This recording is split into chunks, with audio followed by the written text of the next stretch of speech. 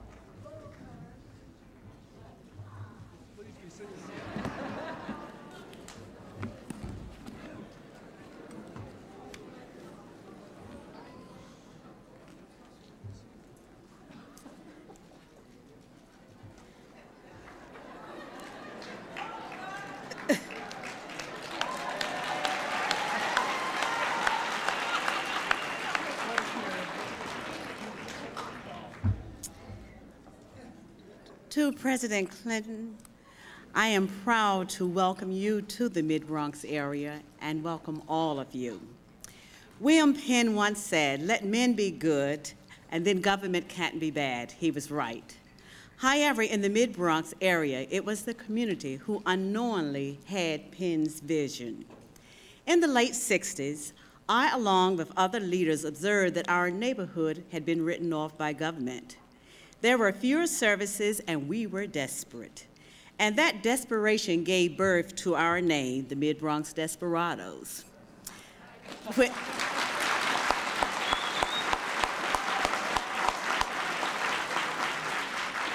When our name was announced at the public hearing, many of the officials thought we were a vigilante gang.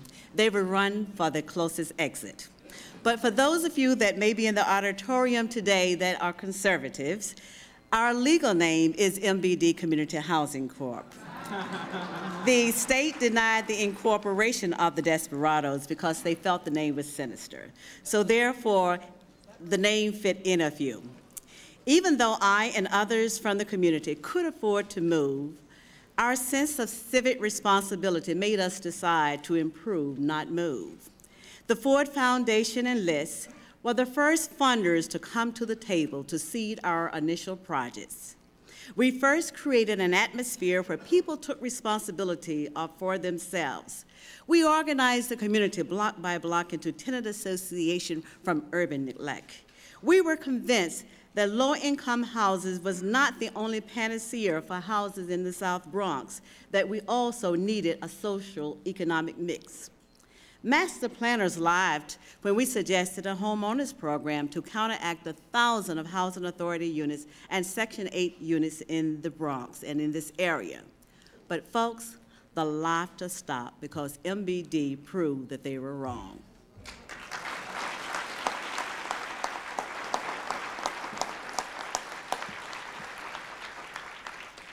I know it's no one here that believes this, but you know, many people believe that Charlotte Street fell out of the sky when President Carter came to the Bronx in 1966.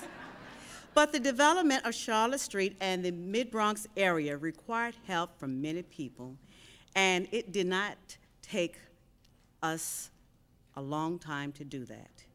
The help came from the state, federal government, and now under the leadership of Secretary of HUD, Andrew Cuomo, the expansion of the federal income tax credit program, you have the home program. And Mr. President, I want you to know that the federal income low tax program and the home program is the program, they are the program that cement the community together, and we need to make sure that we don't lose those programs.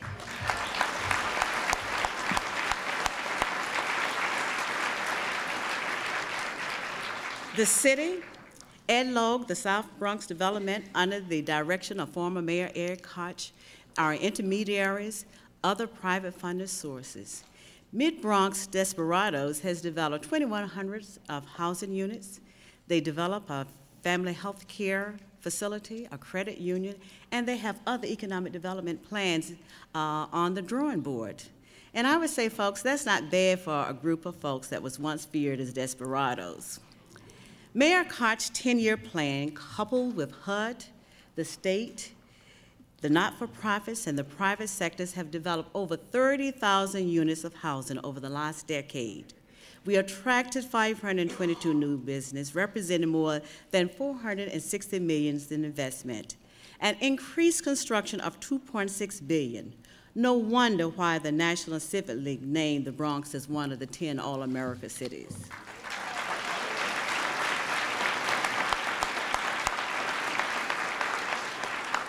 I don't want anyone to think that I am saying that it's only the grassroots groups that have done it. Yes, the grassroots folks had the can-do attitude. They had the can-do spirit. They were able to recognize the problems, and they came up collectively with the city and all the governmental agency and the private sector to solve their problems. Borough President Ferrer has said that when historians write the story of the South Bronx, it will not be about the devastation, but about the restoration. We knew if the Bronx could do it, America could. It is my pleasure to introduce Paul Grogan, the CEO of the Local Initiative Support Corp.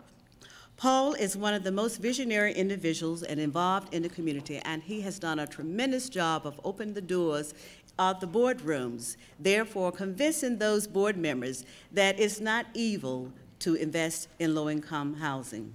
It makes good sense. I have known Paul for 11 years. It is my pleasure to introduce and welcome Paul Grogan. Thank you.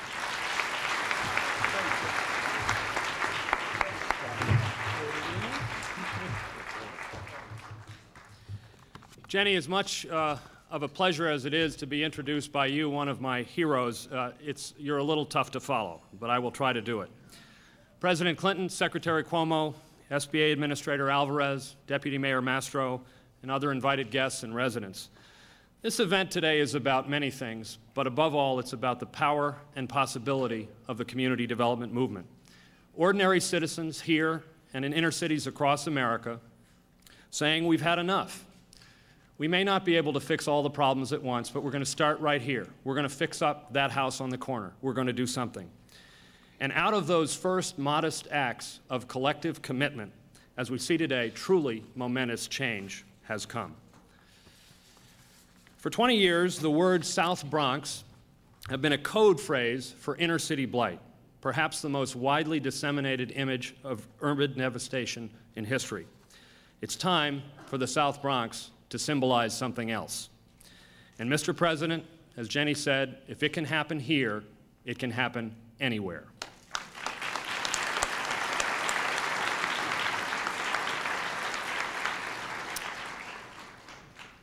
Jenny Brooks, and the woman I will introduce in a moment, despite all they have done, would be the first to admit that they could not do it alone. But because of their tenacity and resolve, and above all, results, over time, they have won for themselves an armada of support from philanthropy, the private sector, and government at all levels. The foundations were here first, as Jenny mentioned. The Ford Foundation provided the seed capital to the early groups. They supported LISC's early work in the 1980s. But foundations also created the intermediary structure here in New York and nationally that have poured resources into communities like these. Not only LISC, but the Enterprise Foundation, the New York Housing Partnership, the Comprehensive Community Revitalization Program, and many others. The banks that are here today have already invested hundreds of millions of dollars and are renewing that commitment today, as the President will talk about. Here is an honor roll of New York and national corporations that have put shareholder capital to work to aid the Bronx's recovery. Chase Manhattan, J.P. Morgan, Bankers Trust, Republic Bank, the Bank of New York, Citibank, Fleet, Metropolitan Life, Fannie Mae, Freddie Mac, and many, many others. But let's talk about the government for a second, because if anything, the government has had a bigger image problem than the South Bronx, as hard as that is to imagine.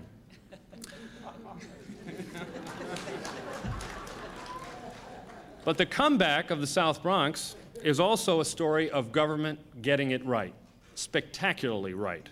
The stupendous investments of both the City of New York and the federal government represent not only the needed dollars, but a whole new architecture of public investment. It doesn't prescribe and dictate, as previous government programs did.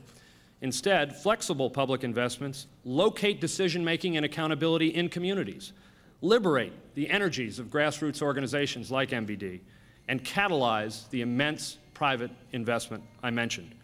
No city in America approaches New York in its commitment to neighborhood revitalization, and no mayor has done more than Rudolph Giuliani to create the other critical condition for renewal, the perception and reality of public safety.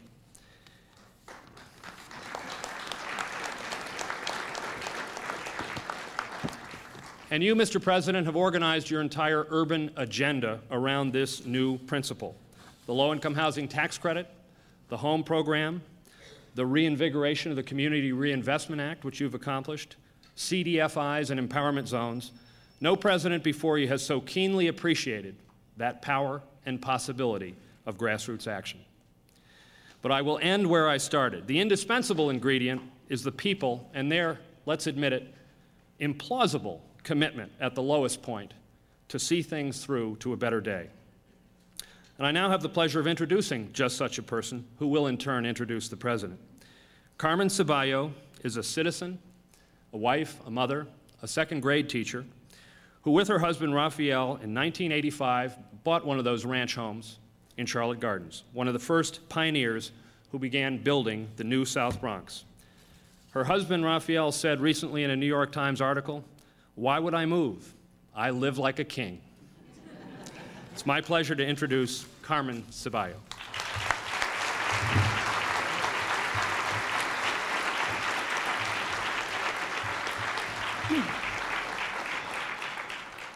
Mr. President, I would like to welcome you to the South Bronx Charlotte Garden community. I have lived in the Bronx for 45 years. As a child, I was raised up in this area.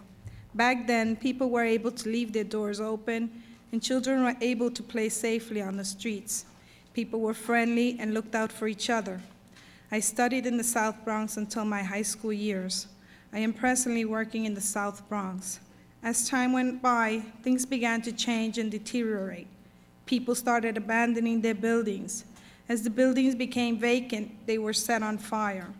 I lived this terrifying experience, having to vacate a building due to it being set on fire.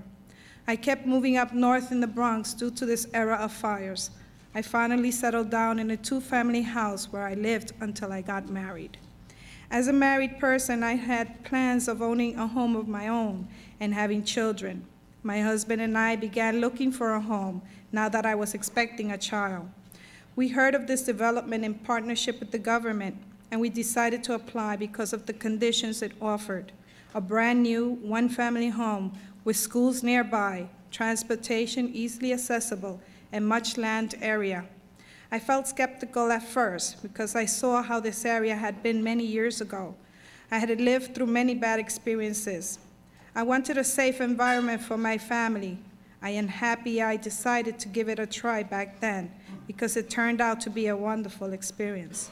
The neighborhood got better and better as time went by. My wishes were answered, and I moved here 12 years ago. My child is now 13 and has an environment I had wanted him to have. He is presently attending Fordham Prep High School.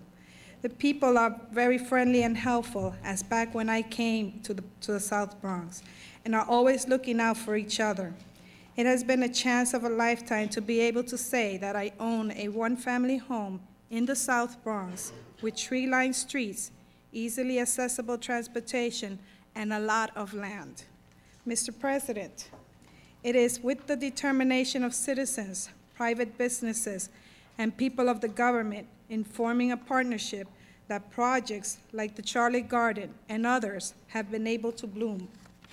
I can truly say that the Bronx is bouncing back and that other projects have been triggered all over the Bronx, giving the people the opportunity to own a home and work hard to maintain the area as beautiful and safe as it should be all over this country. Mr. President, I must say that under your administration, I have felt safer than any other administration before you, and I think many here feel the same way. Because the economy has increased, people have been able to work and afford a home. In closing, I would like to wish you and your family a Merry Christmas and a Happy New Year. And again, thank you for your visit today. May God bless you.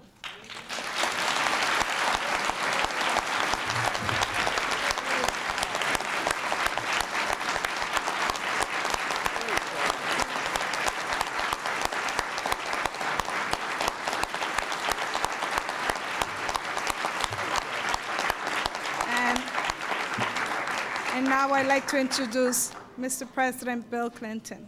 You are great.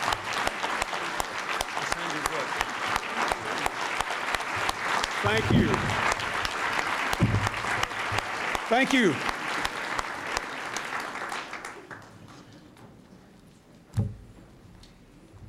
Carmen was great, wasn't she? Let's give her another hand. I thought she was great. Thank you.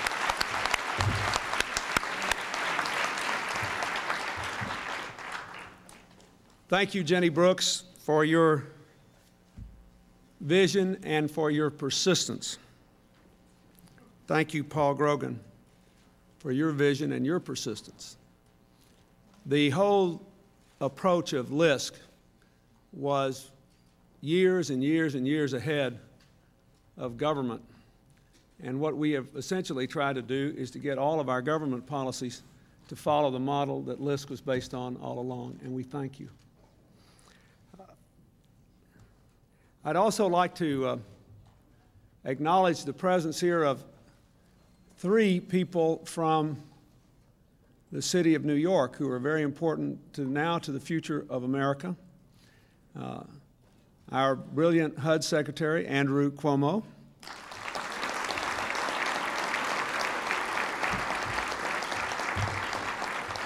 The Administrator of the Small Business Administration from Brooklyn, Aida Alvarez.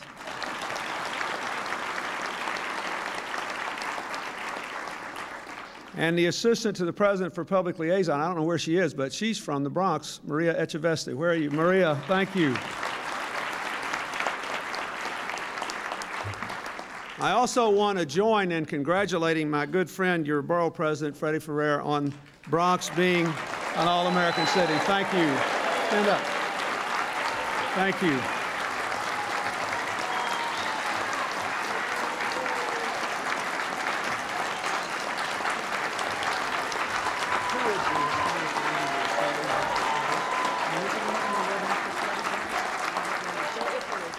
Thank you. I want to thank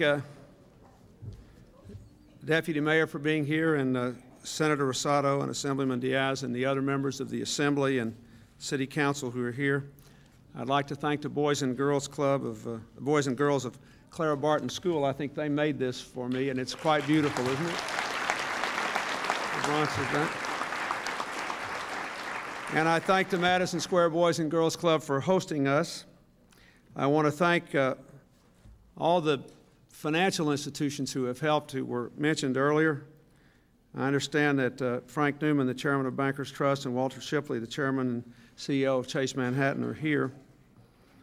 I'd also like to say, you know, I got my little tour of Charlotte Street on the way up here, and it was to show you what a small world it is. It was given to me by the current president of the Mid Bronx Desperados, Ralph Porter.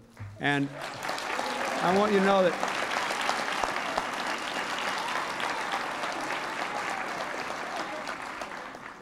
show you what a small place this is. He will probably have to testify about this now.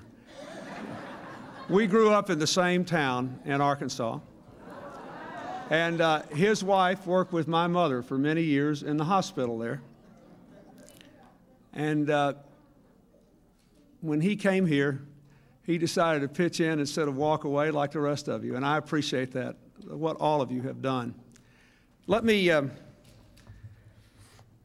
say, more than anything else, I want to begin by thanking the people of the Bronx for not only for the example you have set here, but for the support that you have given to me and to the First Lady and to the Vice President so that we can continue to work to try to make this example real in the lives of people all over this city, all over this country. Because my one message here is, look at where the Bronx was when President Carter came here in despair. Look at where the Bronx was when President Reagan came here and compared it to London in the Blitz. And look at the Bronx today. If you can do it, everybody else can do it. And we are determined to see that it be done.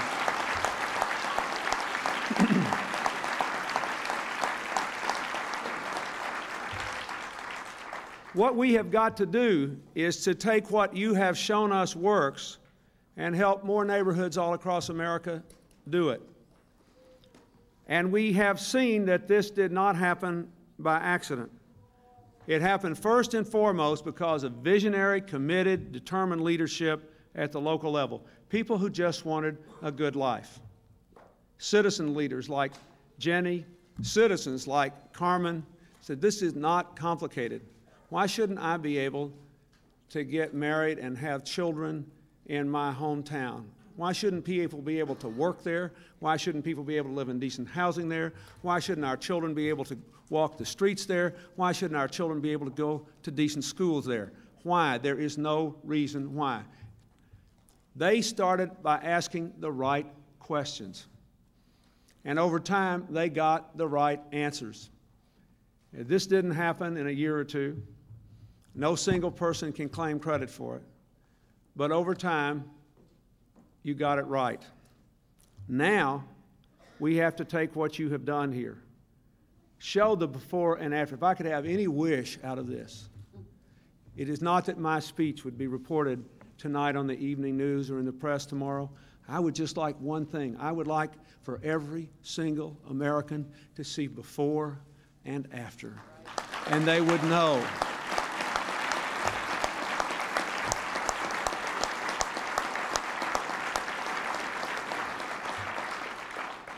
And then I would like to them say, how did this happen? And tell your story. Because what I have tried to do relentlessly for 5 years is to reorganize the national government, to reinvent and reinvigorate it so that we would be organized in a way that would support what you have done. When I became president, I'd been a governor for 12 years in a state that had a lot of the same problems that the South Bronx had. We never had an unemployment rate under the national average the whole time I was governor for 10 years until I started running for president. A lot of the things we'd been working on began to manifest themselves. But I know what it does to people, good people, if they think they can't live in decent housing, in strong neighborhoods, and grown-ups can't get up and go to a job that makes them proud in the daytime, and the kids can't get up and go to a school that makes them proud in the daytime, and they're scared going to and from work and school anyway. I know what that does to people.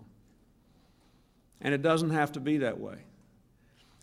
And the debate that was going on in 1992 when I first came to the Bronx, and President Ferrer and I were reminiscing about it today, the debate that was going on in the country was a crazy debate. The debate was, one side said the federal government should do more just like we're doing it. Give people money, but we know how in Washington they should live and what they ought to do, and put a lot of strings on it, have a lot of rules and regulations, set up a bureaucracy, and just pat people on the head and tell them we would take care of it. That didn't work very well. Then there were other people who said the government has messed it up so much, the government is the problem. If we would just get out of the way and go home, everything would be hunky-dory. No money, this is really not a money problem at all. One of my rules of politics over more than 20 years has been, if you ever hear a politician say it's not a money problem, he's talking about somebody else's problem.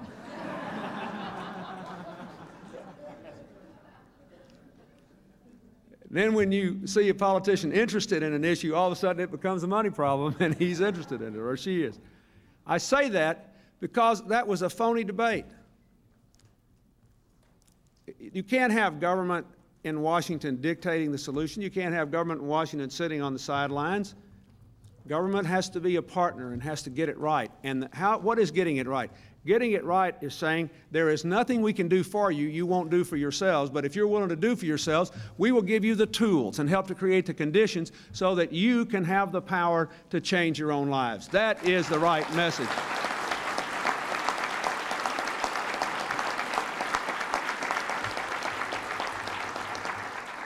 And that is what we are trying to do. And we worked at it hard for 5 years. That's what we've tried to do with HUD under Secretary Cuomo. That's what we've tried to do with the SBA under Aida Alvarez. That's what we've tried to do with our whole approach to law enforcement. And it is producing results, not by creating programs that foster dependency and not by looking the other way, but by giving people the tools to create their own lives through empowerment and investment. Now, that's what Charlotte Gardens represents to me. That's the picture I want America to see. That's the message I want America to get. There is an urban renaissance occurring all across America today. But we know we need to do more. Unemployment is still higher in many inner-city neighborhoods than it is in the country as a whole. Only a small percentage of the new jobs which have been created in this last boom, nearly 14 million now, only a small percentage of them have come in the inner-city neighborhoods. That's why we want more empowerment zones like the one we have in Manhattan and the South Bronx, and why we want more of them around the country, why we want more enterprise communities where if people will do what you have done here, we will give them more help. And we're trying to do our part.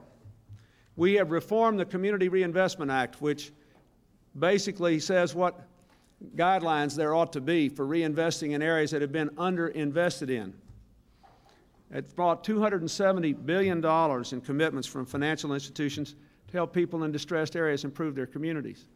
This is a little-known action of the federal government, the way we've changed the Community Reinvestment Act. That act's been on the books for 20 years. 70% of all the money loaned under the Community Reinvestment Act in 20 years has been loaned in the last 5 years, 7 times as much on an annual basis as before. I'm very proud of that. And that's just as important. In fact, it is more important than the public tax dollars coming in. We have got to get the private sector to look at people like you all over America and say, this is an opportunity. If people are underemployed, if they're underhoused, if we're underinvesting in them, that's where America's growth can come. That's where America's future is. We don't have a person to waste. We don't have a community to waste.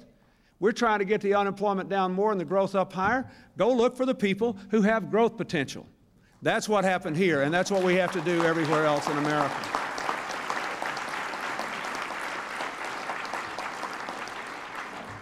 We're helping to fund community development financial institutions. That's a fancy term for community banks that loan money to people that otherwise might not be able to get loans, but are good risk and honorable people and have good ideas for businesses.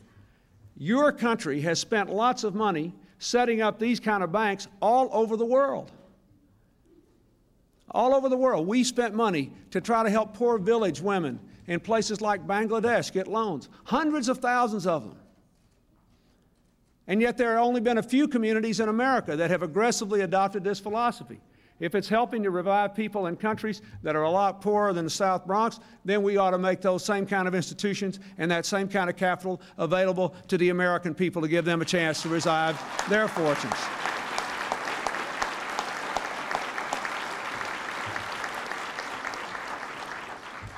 Secretary Cuomo is modernizing HUD's Federal Housing Administration to make home ownership a reality. We now have 2/3 of the American people in their own homes for the first time in the history of the country. And we want to do better, and we can.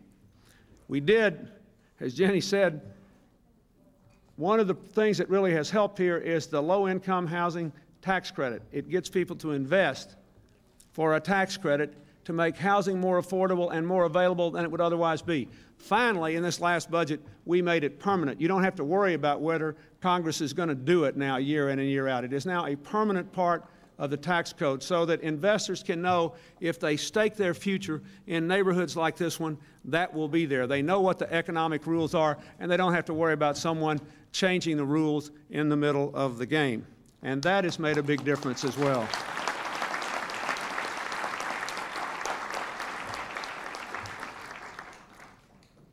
One other thing I want to say, we also have to recognize that our country is going through a period of economic transition that every wealthy country in the world is facing, where there are relatively fewer low-skilled, good-wage jobs. relatively more low-skilled, low-wage jobs, but many more higher-skilled, high-wage jobs. Now, the most important thing we can do is to set up a system of lifetime training to give everybody access to continually improving their skills. I live in Washington, D.C. It breaks my heart when I drive around what is now my hometown, and I see people who don't have work, and then I pick up the newspaper and read that in every county around Washington, D.C., there is a vast shortage of technical workers. And businesses are constrained in their growth because they can't hire people because there's not anybody available that knows what they need. So we need to do that. And in the meanwhile, we need to do what we can to improve the incomes of people who are working hard every day and doing their best. That's why we raised the minimum wage. That's why we lowered income taxes on working families with incomes below $30,000. When we double the earned income tax credit, it amounts to about $1,000 a year a family, with a family with 2 kids with an income of under $30,000. That's why we are doing what we can to expand health insurance to 5 million uninsured children in the last balanced budget bill, and why we provided a $500 a year tax credit per child to help working families on modest incomes actually raise their incomes by having the government take less and provide more help to them for their children's health care. These things are important.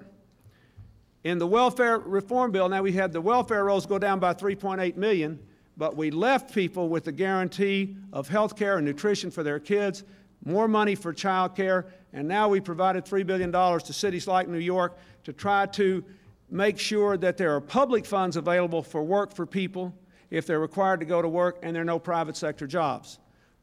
All this is to help people through a transition, but the goal is to have everybody living in a place like this place, with a job and a neighborhood and a house and a school you can be proud of. Finally, let me say I was so glad to hear it mentioned earlier by Mr. Grogan. We can't get investments into places that people don't think are safe. You cannot get people to invest money if people don't think it's safe.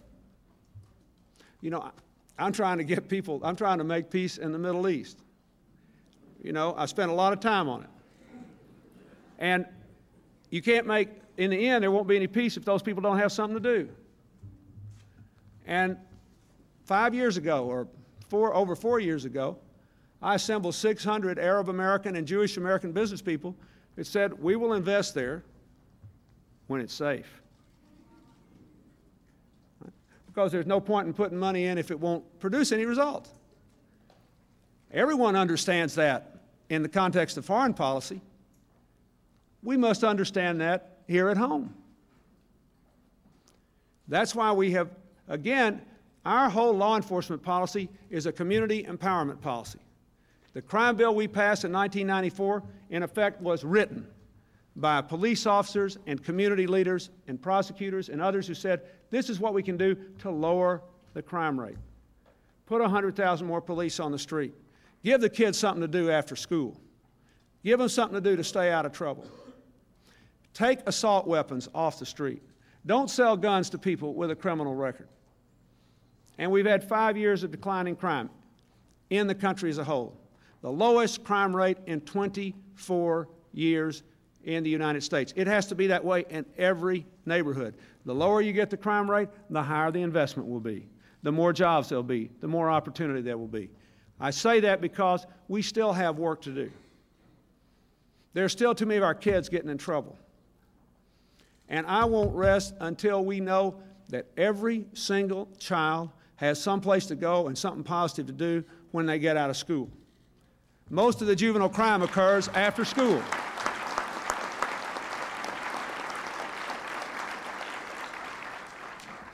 Now, we have more to do. Let me just say a few things that I can say today that will affect the people in this room and throughout this city. We are going to release $96 million to help create affordable housing here in New York through the Innovative Home Program, the same HUD program that helps us stimulate the revitalization we're celebrating today. Second, Administrator Alvarez and the SBA have approved the Bronx Overall Economic Development Corporation as the first certified development company in New York. Here's what that means. It means that over the next 5 years, the Bronx Overall Economic Development Company, or BODIC, I guess is the way you say it, will make $50 million worth of fixed-rate loans to small businesses in the Bronx to help them make the investments in building and machinery they need to succeed. Most of the new jobs in this country are being created by small business. $50 million coming into the Bronx to help these folks stay in business, hire more people, and grow the economy right here in your backyard.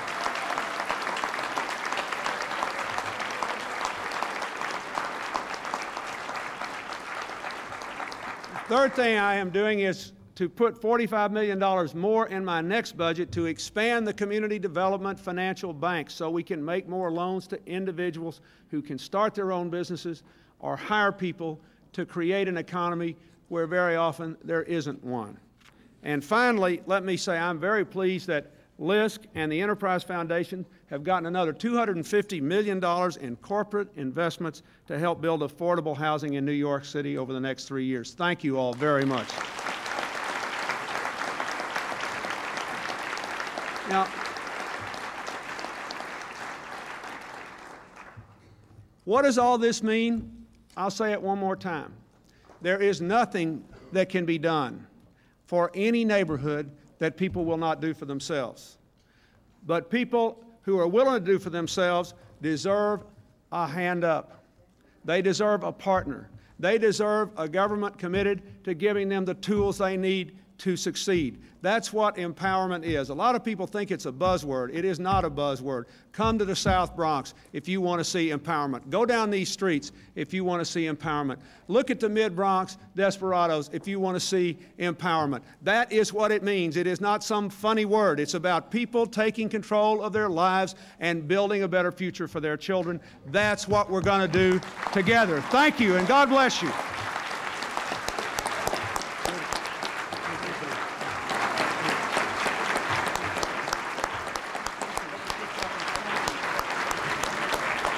Great.